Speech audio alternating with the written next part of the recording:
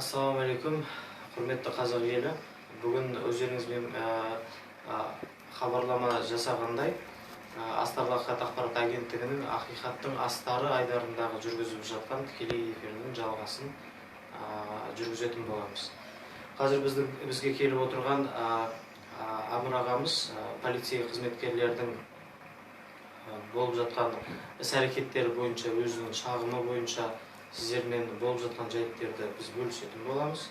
Қазіргі таңда Амыр аға, ассалаумағалейкум, қош келдіңіз. Бұл жерде біз айтып жатқан мәселелер, бізге келіп түскен жаңағы сіз айтқан ақпараттар бойынша сіздің жоғалған мүлкіңізге байланысты, ұрланған мүлкіңізге байланысты, ломбардтағы жаңағы үйіңізді қойып, жаңағы қаржы алған кезде тонап кеткен жағдайдағы сол болған жағдайларда не жағдай болды? Қандай іс-әрекет жүріп жатыр? Неге полиция қызметкерлері сол жаңағы әрекеттерді, болып жатқан заңсыздықтарды сотқа жеткізбей жатыр? Неге полиция қызметкері істерді, қылмыстық істерді сотқа жеткізбей жатыр? Неге ақсап жатыр? Сіз қалай ойлайсыз? Толығырақ өзіңіз айтсаңыз. Осы жерде однозначно интерестері бар да. Заинтересованы полиция қызметкерлерінің интерестері бар. Однозначно. Олардан интересі болмаса, любой преступление, любой нәрселер 2 айдың ішіне сотқа жету керек. Біздің тірліктерде 2-3 жылдан бері материал жоғалып батыр, вещдок жоғалып батыр, уголовный дело жоғалып батыр. Осындай жағдайлар систематически шығып батыр да. Слежкалар болып батыр, прослушкалар болып батыр. Бәрі тірліктер. Бұл жерде мен түсінгенім, демегі полиция қызметкерлердің өздері істі жауып тастап жатқанын түсінсек, солай түсінсек дұрыс болады ма? Бұның енді преступниктердің өздері материалдың ішіне кіріп алмайды ғой. Сіз де ала алмайсыз, мен де ала алмаймын. Бүтін адам кірмейді. Бүтін. Однозначно, следователдің өзі де істей алмайды, потому что оның ответственности бар. Соны обычно кім істейді? Надзирающий, кім төбесінде тұрады? Сол істейді ғой? К примеру, мен басты болғаннан кейін, мен подчиненныйға берем да мына несіне, мына тірлікті сен істейсің. Ага, сен істедің, болды. Где-то что-то не понравился, я его поменял, басқасына қоям да. И ответственность у яқта, оно бірінші не істемейді, тем более начальникке келмейді. Сол сияқты мынандай преступлениялардың үстіне преступление қосылып жатыр. Бізде оқырмандарға түсінік, көрермендерге түсінікті болу үшін біз кішкентай анықтық енгізейік. Амыр аға, менің білуімше 2015 жылы сізде породалы жылқыларыңыз жоғалған. Сол мен 2015 жыл май айында Ресейден племенной, донской порода племенной жылқылар әкеліп жатыр едім да. Арасында 1-2 достар дос болғаннан кейін бересің ғой, реализацияға, нелерге. Солар менен алып, оказывается, солар біреулерден үлкен ақшалар қарыз алғанда, соларды алдап, келіп, менен не істегенде жылқыларын алып, қарызға сол жылқыларын қарызымен құтылуға берген. Кейін уголовный дело үстеріне қозғаннан кейін, жартысыны алып қойдық. Жартысыны Бекбердиев Өмірбек вмешался. И кім ол Бекбердиев? Бекбердиев Өмірбек деген, он на тот момент был начальником следственного управления Сайрамского района. И потом, когда я их через 2-3 месяца поймал за шкварник, я қашан не істейсің, біз анулар алып қойды дейді, біреуіні прокурор алып қойды, помощники, біреуіні Бекбердиев алып қойды дейді, и дело замерзло. Сіздің жылқыларыңыз? Менің жылқыларымнан алып қойға, и материал уголовное дело бар ғой, 2 том еді. 2 томнан 1 томы жоғалып кетті. Мен 1 ай болды да, начал их добивать через генеральную прокуратуру, через сотқа бердім, анау кімді прокурор области, помощник прокурора, зам прокурора области, сотқа бердім, вот в январе месяце. Осы жылқыларға байланысты? Жылқыларға байланысты. Туркестанға бардым, Туркестанда сот болды. Сот их обязал возвратить несін. Материалды көрсем, 4-5 балақ еді материал. И басында 2 тома были, больших, отдельных. Қазір менде мінеді ол құжаттар менде бар да, копияларын полный салып қойдым. Листаю, қарасам, бәрі 3-4 реттен повторяющие. повторяющие, жаңадан еш нәрсе шыққан да жоқ. Тем более, бұл сот не шешті прокурор жөнінде? сот обязал, чтобы уголовный қайтарылсын, жылқылар қайтарылсын деді ме? жылқылар да қайтарылсын, нелер де қайтарылсын, чтобы уголовное дело довели до ума. Менің түсінгенім, көрермендерге түсінікті болу үшін, демек прокурор жаңағы жылқыларды алған дәлелденіп тұр ғой, сотқа барса. Ну, скорее всего, сондай бір не болды. Содан кейін сот қабылдаған ғой істі. Да. Мен аны сотқа бергенде, вот этот, как его, следственный судьяға бердім, да? Следственный судья, который надзирает над этим прокурором, над этими. По 106 статье, по 107 дема. Оларға по 107 статье бердім, да?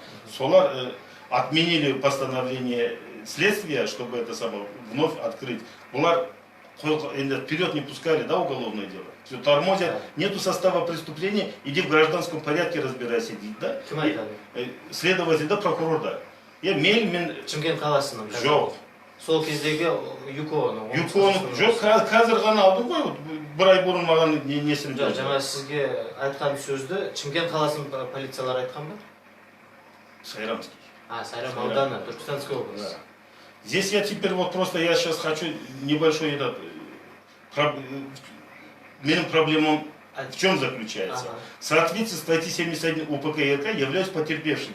Потерпевший, это я признанный потерпевший, да? Это в чешем постановлении ларда бар прокурора, да, следователя, да. У меня жеті уголовные дела, да? Жеті уголовные дела, да? Они все искаженные. Искаженный дегенде, веждоки нету, бренде, следствияны не істеп, қысқартып не істеген. Демек сізге Амыр ағаға жеті қылмыстық іс қозғалып, жеті қылмыстық істің барлығы түгелге қысқарып кетеді. Дұрыс түсіндік? Ал жеті қылмыстар қандай әрекеттерге қозғалып? Вот бірінші уголовное дело. Енді я жартысыны қазақша, жартысыны орысша айтам да, я просто русскую школу закончил, поэтому енді нелерді, я думаю, что поймут. Уголовное дело 155, 152, 031, 00780 по мошенничеству лошадей, который... Сіздің жылқыларды ұрлаған бойынша іс қозғалған. Да, потом вот буквально 2 месяца назад прекратили, буквально вот в этом году 2 месяца назад прекратили за отсутствием состава преступления. Я говорю, а где второй том, говорят?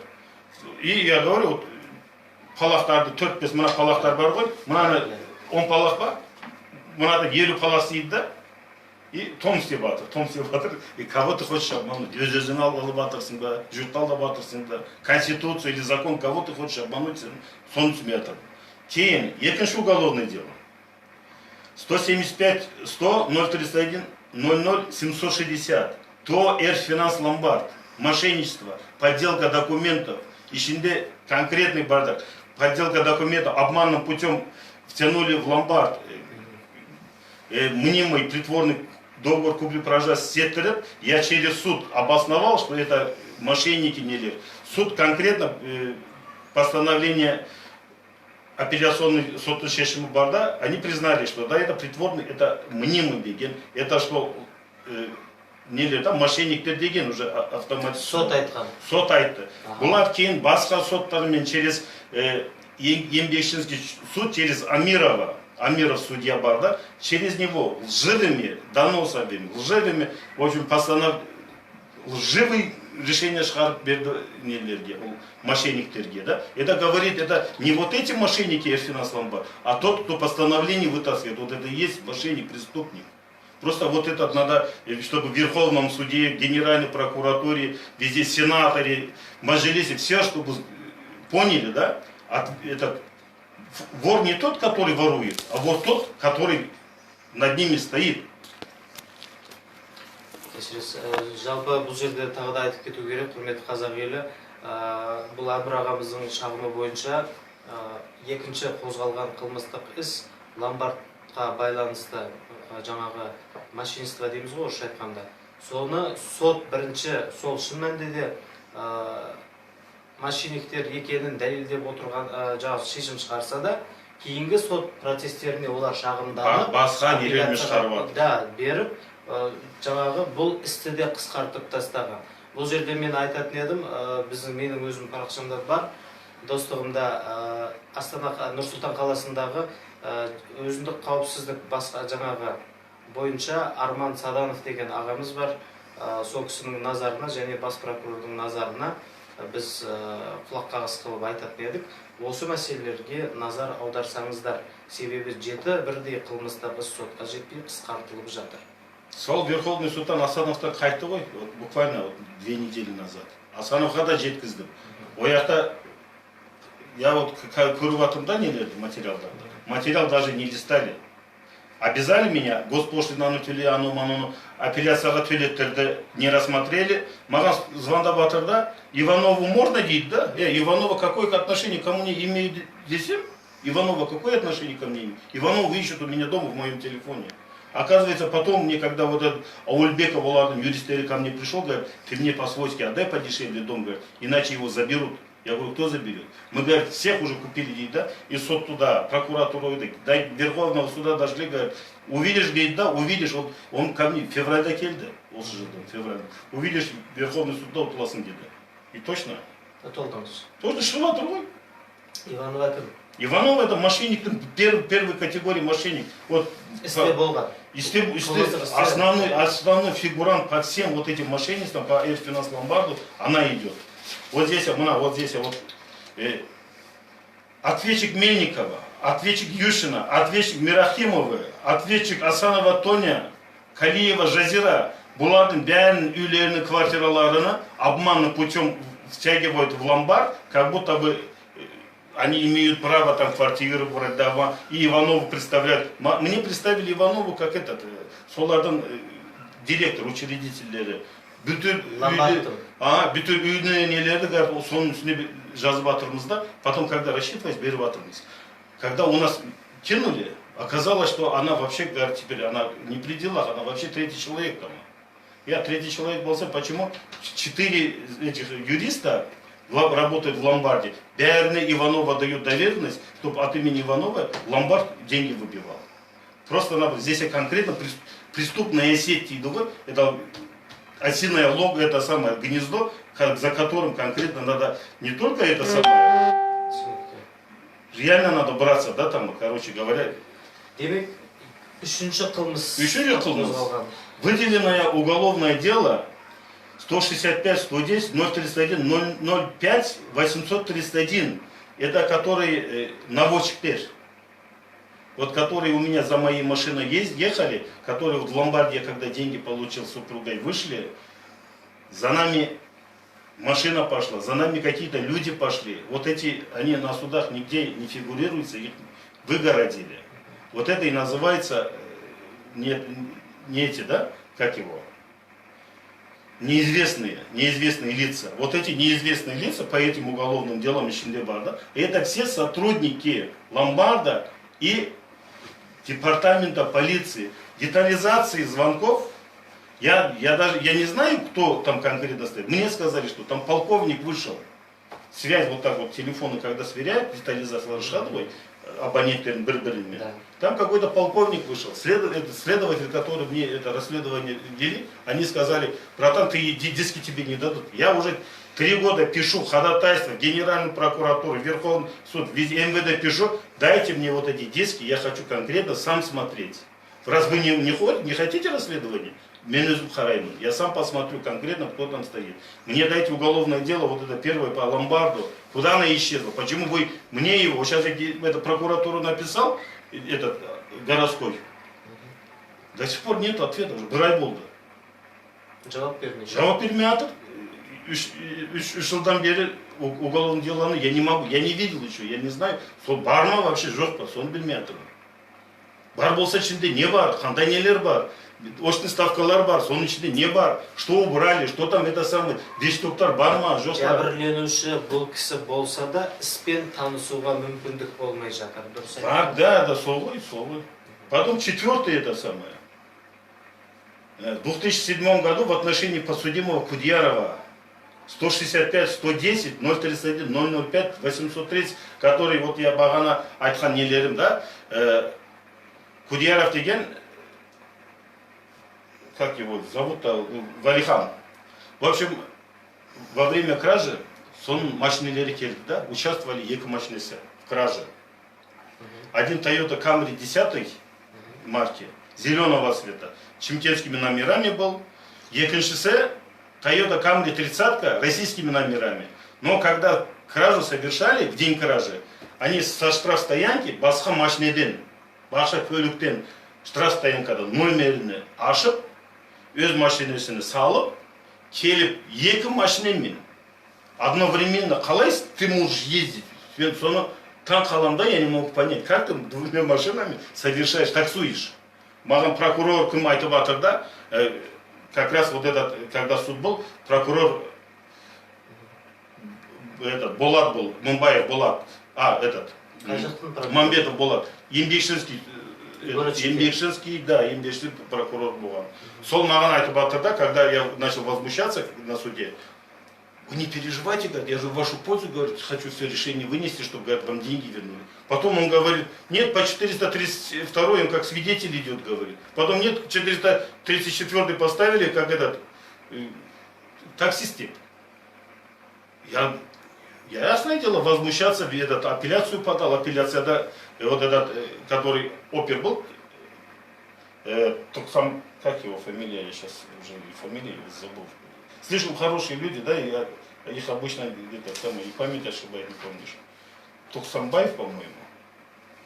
Тастанбеков.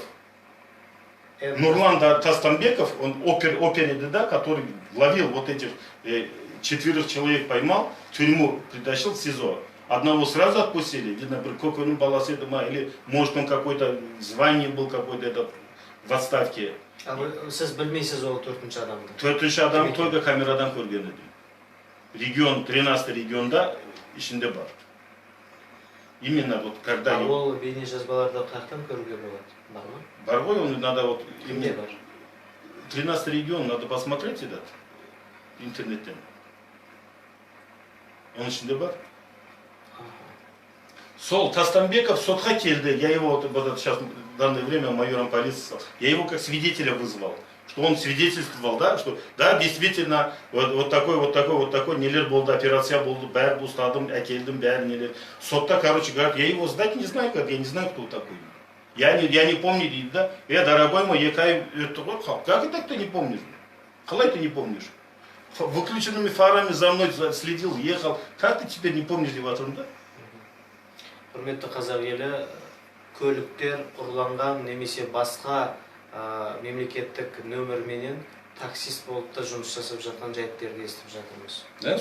Сол айтып жатырмын да, сол сразу прокурор мен опер не істеді, да, изменили свои показания, изменили в пользу этого. Ну, ясное дело, это здесь были напрямую эти были, да, распоряжения, видимо, были на бастықтарымен. Вот просто я к чему сейчас говорю, бастықтарымен, вот этот начальник следствия, этот, как его фамилия точно?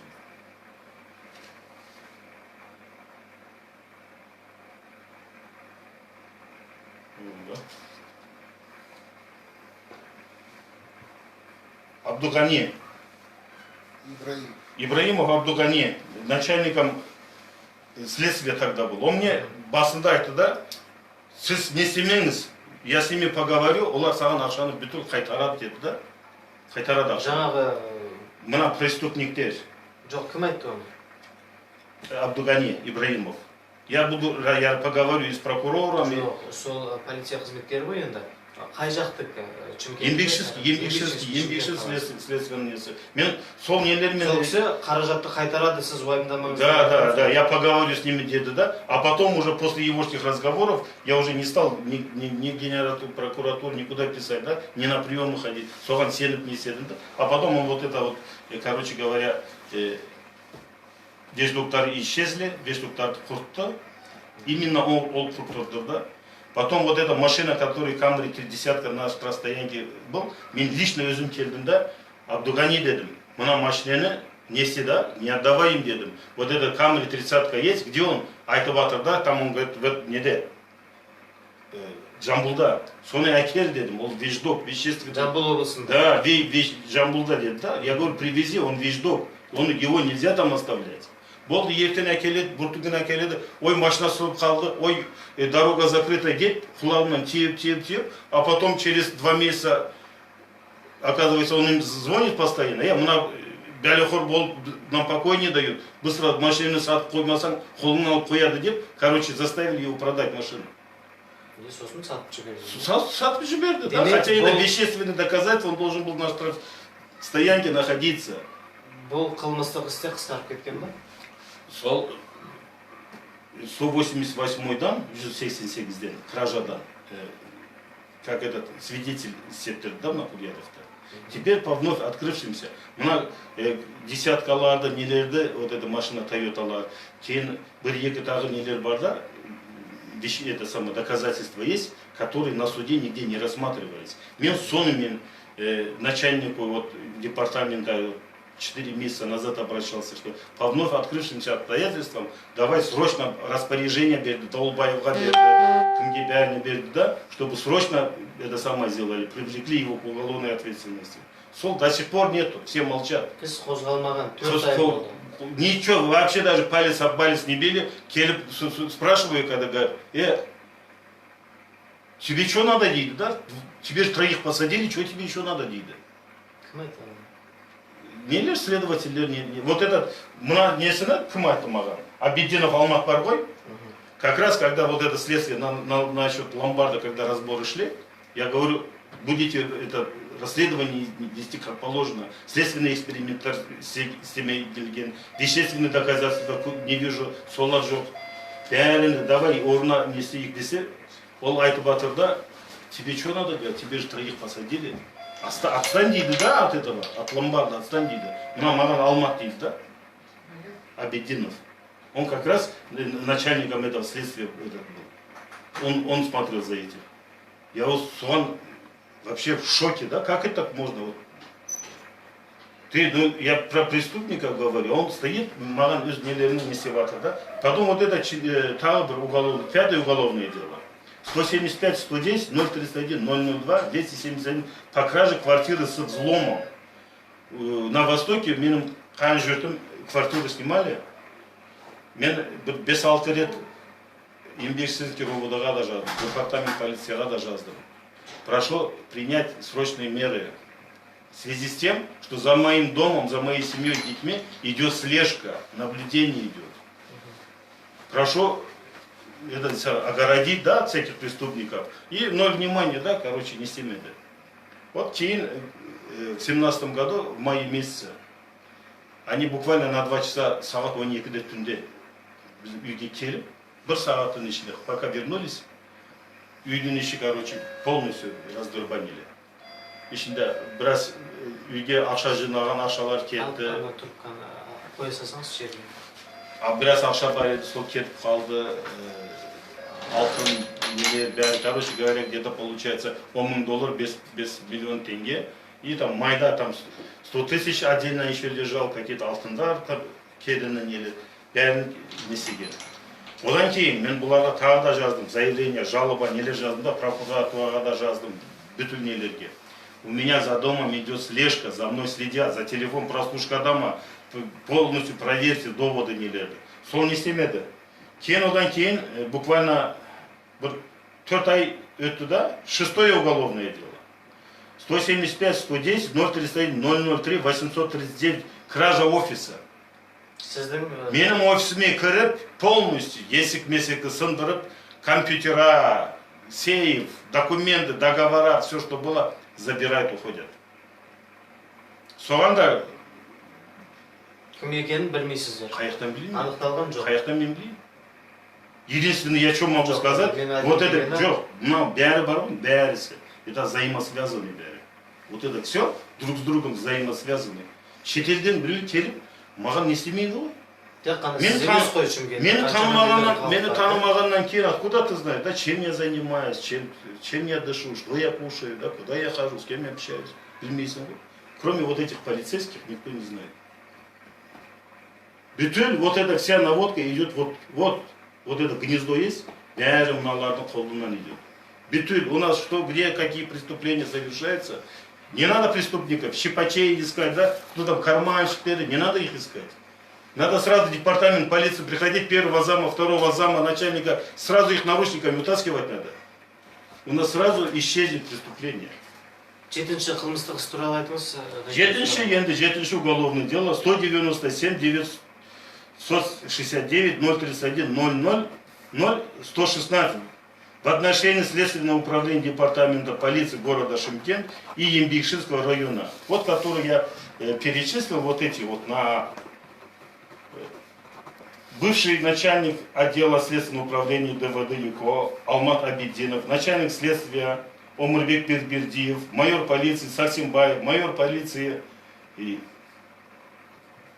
Кулмахан, подполковник полиции Ергейшев, майор полиции Каттабеков,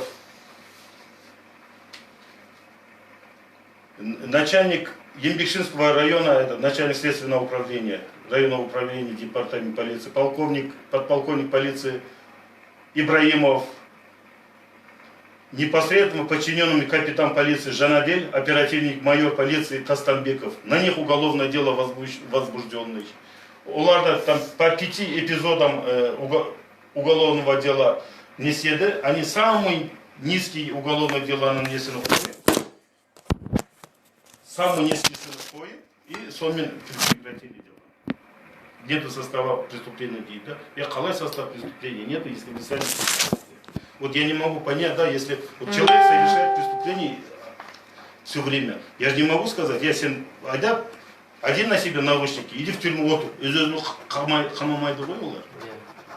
я в этом отношении написал, Верховный суд написал, Верховный суд был, аппарат президента написал, Сенату написал, Мажилису написал, Генеральную прокуратуру, МВД, УСБ, ДСБ, везде написал, 0. Олар ояқтан отписывают, просят проверку. Я туда пишу, не проверку, создать комиссию. Здесь они не менен басқа, тағы бір 10-15 адам шығып жатыр да, и все по этим эпизодам жалуются, да, вот именно.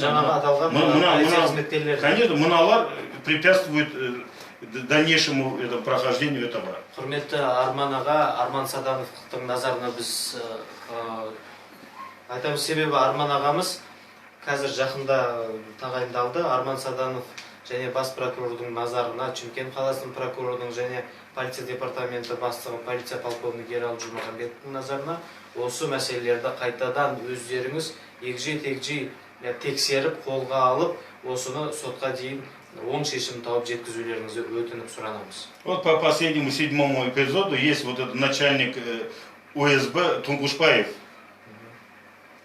Он должен был отвечать, да, вот за это. Он берет, Финполға жіберіп жатыр да материалды. Финпол, он этим, финансовая полиция не занимается этими вещами. Это же не экономическое преступление. Это же не интересы задеты это государства, а мои личные интересы задеты, да, мои конституционные права, мен ана неге де жазған едім, да? Демек, сіз жоғарғы орган қызметкерлеріне Нұр-Сұлтан қаласындағы парламентке, депутаттарға жазасыз, ол кісілер өзінің жергілікті жағына аударып, жаңағы тексеріңдер, қараңдар деп, ол кісілер қайтадан жауап қойып жатқан.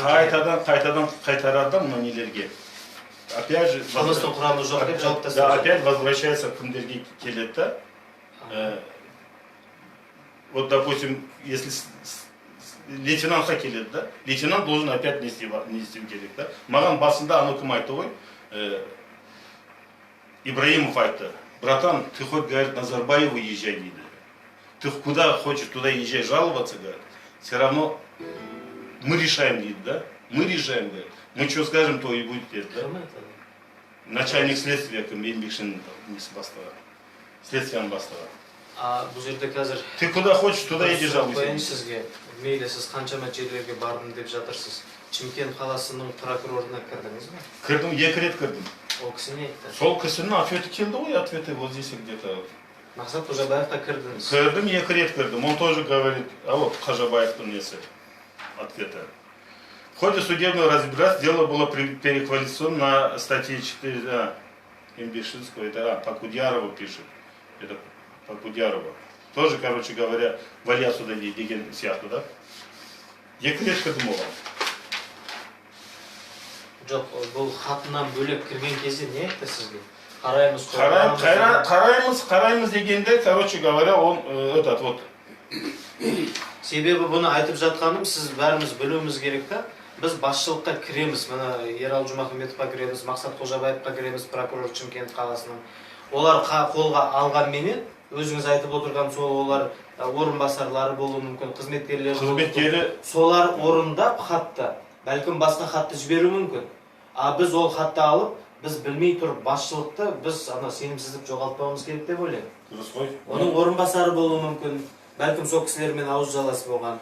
Бәлкім тағы басқа біреу болуы мүмкін ғой. Өйткені бүкіл барлық істің бәріне басшы қарап қол қоя бермейді ғой, жаңа өзі айналыса бермейді ғой. Өйткені мың сан делолар бар. Мына Бағлан Али деген бар. Соған тапсырма берді. Он должен был... Шымкент қаласының прокуроры Бағлан Алиге тапсырма берді. Да, этот помощник ма, білмеген дейтін болады. Прокурор. В общем, соған 4-5 рет бардым. Телефон рабочий көтермей жатыр да. Только на рабочий. Я говорю, ты мне этот мобильный телефон, номерный бери, какие-то вопросы есть, какие-то есть. Не надо, говорит, со мной не надо связываться, говорит. Вот принеси в канцелярию, сдавай и все. Не надо ко мне, не приходить, ничего. Надо будет, сам вызову деді. Екі ай өтті, мен ояқа нелер өткіздім. Телефонные разговоры с Эльфинас Ломбардом как разговаривал. Как на Усенов Руслан, оно этим стал, старшим участковым в Октаву стал. После кражи вот этих денег, после преступления, видимо, хорошо он это самое деньги заплатил, что на повышение пошел. Бұл жерде мен айтып өтейін, көрермендерге барлықтарыңызға құлақ қағыз, бізде мынандай жағдай болып жатыр. Менің түсінігім бойынша, бұрынғы полиция департаментінде орган қызметкерлері қандай да бір кемшілікпен жұмыстан шығып кетіп, ол кісілер ломбардта жұмыс жасайды. Ломбардта бір заман жұмыс еді, бір заман жұмыс. Сол кездерде ломбардта жұмыс жасаған баяғы экс-полиция қызметкерлері, яғни орган қызметкерлері, осы ломбардтан кейін қайтадан органға жұмысқа қайтып келеді. С повышением еще. Тағы жоғары лауазыммен келеді. Сол олардың арқасында біреулер не істемесе, өз басына барады. Сонда біздің ойымыз, осы қылмыстық істің барлығын орган қызметкерлері жасап жатыр деген ой, күдік көкейімізде тұр. Бәрі нелер бар. То, что отпискалары бар ғой, отписканы өзі көрсетіп жатыр ғой. Вот сама отписка говорит о том, что они напрямую причастны, да, вот укрывательство этого преступления. Конкретно, вот, Эльфинас Ломбард укрывают. На основании чего ты укрываешь? Тебе говорят, Мунаны, тебе, вот, допустим, прокурор пишет, да, мои доводы все должны сделать, к примеру, следствие. Следствие келеді, да, екі ай ұстайды, екі айдан кейін отписывает. Нету, по УПК 35, часть 1, нету состава преступления, дейді. И отписывает. За 2 месяца для чего тебе прокурор отправил? Тебе же он конкретно написал, да? Қандай тірліктерді істеу керексің. Сен нені істедің? Мен сізге жауабını дайындадым дейді, да? Я на приеме прихожу, маған Ергешев дейді, да? Мен сізге жауабını дайындадым, қазір жіберем дейді, да? Мен келген уақытта сен дайындап жатырсың ба? Ты 3 месяца, 2 месяца назад, о чем ты думал? Почему тогда ты не отправил? Не очень. Почему я должен обязательно приходить, начальнику говорить, чтобы ты мне писал, что ли, ответ? Ты почему меня не вызываешь? Бір неде, адамдарды, балдарды көрдім, келіп, бандиттерді шақырып, разборка болды департаменттің ішінде. Бандиттерді. Сойда қайтпа, мен сені анау бүйтемін, қазір шыққанда бір бәле істеймін. Бандитский разбор мне это самое, да, Ергешев мен, Нұрдәулетпен вместе учинили. Жоғары лауазымдағы орган қызметкерлерінің назарына бұндай жайт, бұл халықты қанаумен тонау және сенім артқан орган қызметкерлеріміз халықты егер қорғамайтын болса, біз кімнен қорған сұраймыз? Назар аударуларыңызды сұрамаймын. Және бұл жерде айтып өту керек, кеше қауесет таралды, өйткені әзірге таңда Шымкент қаласындағы өзіндік қауіпсіздік басқармасының оперлері 500 мың теңгемен пара алу үстінде қолға түсті деген қауесет бар. Әзірге таңда ресми ақпараттар шықпағанына байланысты біз дөп басып айта алмаймыз. Алайда бізге күдік ой келіп жатыр тұрғындарға, халыққа, яғни өзіме. Егер бізде қаншама арызданушылар болып жатыр, істі, деланы, қылмыстық істерді жоғалтып, жойып тастап жатыр, оларды сатып жатыр деген шағымдар да болған. Демек, егер сол Шымкент қаласындағы өзіндік қауіпсіздік басқармасы 500 мың опера, 500 мың теңгемен пара алса, демек бұл істерді шын мәнінде ақшаға сатып алып, ақшамен халықтың істерін жауып жатыр деген. Осындай заңсыздыққа барған полиция қызметкерлерінің ісін қарайтын өзіндік қауіпсіздік басқарма қызметкерлері немесе оперлері ақшамен барлық деланы жауып тастап, халықтың ызасын туғызып жатыр деген күдік келіп жатыр. Сол себепте де бірінші өзінің жергілікті басшылығы бар ғой, Шымкент қаласының полиция департаменті басшысы полковник бар, Мақсат Қожабаев Шымкент қаласының прокуроры бар, одан кейін жоғары тұрған бас прокурорымыз бар, Изат ағамыз да. Барлық жоғары тұрған орган қызметкерлерінің басшылары осы болып жатқан жайттерді өз бақылауларыңызға алуыңызды сұранамыз. Себебі осындай заңсыздықтарға орын беріп, осындай жағдайлар болып жатқаны бізде көбейіп жатыр деп мен айта аламын. Кеше мен оқып қалдым, Арман Саданов ағамыз қылмыстық істердің құрамдары бұрынға қарағанда азайды деген бір пост жазды Facebook парақшасында. Біз қуанған едік, алайда ол қылмыстық істер осындай қысқарып кетіп азайып жатқан сияқты деген бізде ой бар. Қылмыстық істер неге өзін сотқа өтіп, сот нүктесін қойып жатса да құба-құп болатын еді. Алайда барлығы жаңағыдай қылмыстың құрамы жоқ деп жабылып, бір-бірімен ақшамен аузын жауып жатып, орган қызметкерлері, полицейлері, кейбір полицейлері ауыз жалас болып ақшамен келісіп кетіп жауып тастап жатқан болса, ертең халық өзін өлтіруге, суицидке баруға, өзін жаңағы әділдікке жете алмастан өзіне қол жұмсау әрекеттері көбейіп кетеді ма деген бізде күдік, уайым бар. Құрметті басшылар, құрметті орган басшылары, осы Әмір ағамыздың фамилияңыз кім еді? Рустемов Әмір Астан ағамыздың ісіне назар аударып, егжей-тегжей тексеруді арнайы тапсырма беріп, Нұр-Сұлтан қаласынан арнайы Шымкент қаласына комиссия жіберулеріңізді өтініп сұранамыз. Халық ызамен өзін өлтіруге, өзіне қол жұмсауға бармаса екен, әділдік орын алса екен деп сіздерден өтініп сұраймыз. Басқа осы эфирден кейін егер қандай да бір әрекет жасалып, іс қозғалып, істер сотқа жетпейтін болса, сіз қандай әрекетке барасыз? Енді қандай әрекетке барамын? Әрекеттен әрекетте қалмады ғой. Сол енді кімдерге вышестоящим обращение. Президентке барасыз. Ну, я уже написал. Қабылдауына кіретін шығарсыз. Енді құда қаласа, я не знаю, я единственно остался сейчас Верховный суд, Генеральная прокуратураға жасам, отказывается принимать наличный прием. Нелері ответы келді, что... Тоқтаңыз, не себептен қабылдамайды бас прокуратура? Сол қазір в данное время основательно текстını не помню, но факт, что отказались принимать.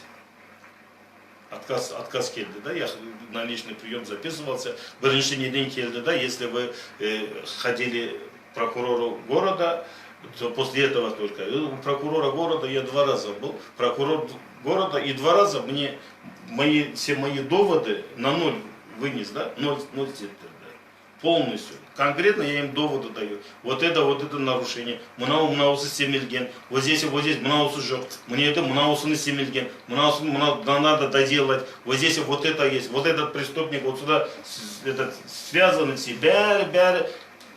Просто уголовное дело любой нарсаң, да. Вот такой букет, целый преступление, да. Преступление сасы шығады, да. И бәрінің ішінде полковниктер отыр. Бәрінің ішінде. Жаңа полиция қызметкерлері. Олар болмаса, если сейчас просто-напросто, если их оттуда убрать, этих полковников, любой сержантқа берсең, он их всех до суда доведет. Бәріні доведет до ума. Потому что bütün нелер, да, уже конкретно что. И вот эти вот то, что Эльфинанс Ломбард деген нелерім, bütün следственный управленияның нелерімен бәрі бірге жұмыс істеген достары, да. Жақсы достары, әкелері бірге жұмыс істеген. Вот, допустим, Усенов Руслан, который я говорю, он работал, ДВД раньше работал в следственном управлении. Он әкесі Иманаль Усенов. Начальником КУИЗа был в тюрьме в Джамбуле, откуда эти воры приехали деньги воровать. Сол бәрі бір неден, бәрі бір не ғой. Это полковник КУИЗ. Сол Бектуремен в одном кабинете сидели, оказывается, вместе работали. Бір кабинетте, они когда вот только начинали, бір кабинетте шыққан. Этот Султанов, да, это Бектуре. Вот они все, вот они в одном кабинете сидели, да? Бәрі бір кабинетте. И сейчас вот когда вот этот упирается Эрфинанс Ломбард, ну я просто еще не знаю, чей он Эрфинанс Ломбард. Думаю, может, генерального прокурора или это председателя Верховного суда. Может, из-за этого вопрос не решается. Может, кто-то в аппарате президента сидит или в Меджлисте сидят, поэтому вот это уголовное дело до ума не доводят. И вот это вот это остальные все преступления привязаны к этому. Вот они, я не знаю, может, решили таким способом меня напугать или бір нәрсе істеуге. Я просто им хочу сказать, мен Аллахтан басқа ешнерден қорқпаймын, бір Аллахтан қорқамын. Я просто-напросто, единственное, сейчас у меня это самое остался, что Еврокомиссию уже это самое, в Европу идти жаловаться. Басқа нелерім жоқ, уже порогтар, все пороги отбыли. Бәріне, барамаған жерім қалмады. Кому только я не ходил, везде, всем ходил, да, везде жаловался, и на приемы. Верховный суд, вот, барып қайттым. Все, ага, этот, госпошлину заплати дейді, все, суд будет. Госпошлину заплатил, через 3 месяца Иванову ищут, отменили. Потом Асанову записался, туда поехал, приняли меня, этот замдара, этот судьи. Все, Асанов лично сам будет это самое суд өткізіп, и вас пригласит, вы только госпошлину заплатите. Я отозвался, пришел домой, быстренько госпошлину заплатил, обратно отправил. Со всеми доводами, со всеми вот этими преступлениями, по которым Эрфинанс Ломбард занимается, отмыванием денег, да, уклонением налогов. Короче, там целый букет преступления с обороной, целый букет. И, короче, всем наплевать.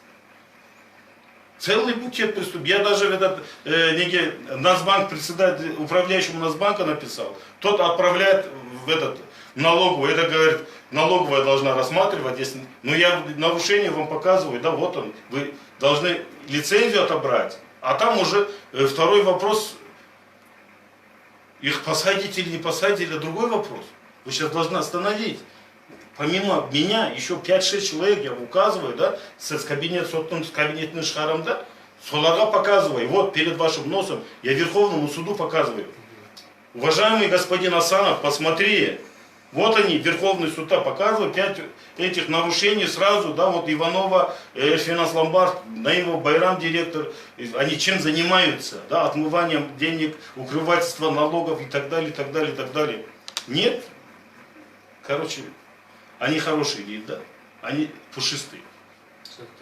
Бұл жерде құрметті қазақ елі, егер сол басшылық буындар бұл мәселеге назар аударғысы келмесе, естігісі келмейтін болса, ең болмағанда халық білсін.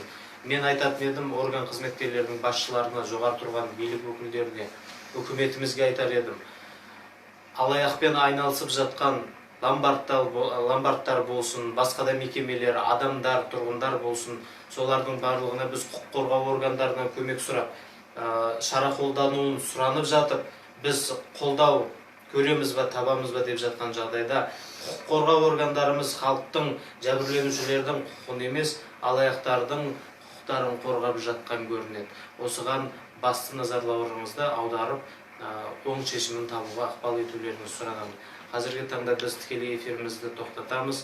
Егер тағы да қосымша айғақтар болатын болса, бұл эфиріміз өз жалғасын тағы да табатын болады. Сау болыңыздар.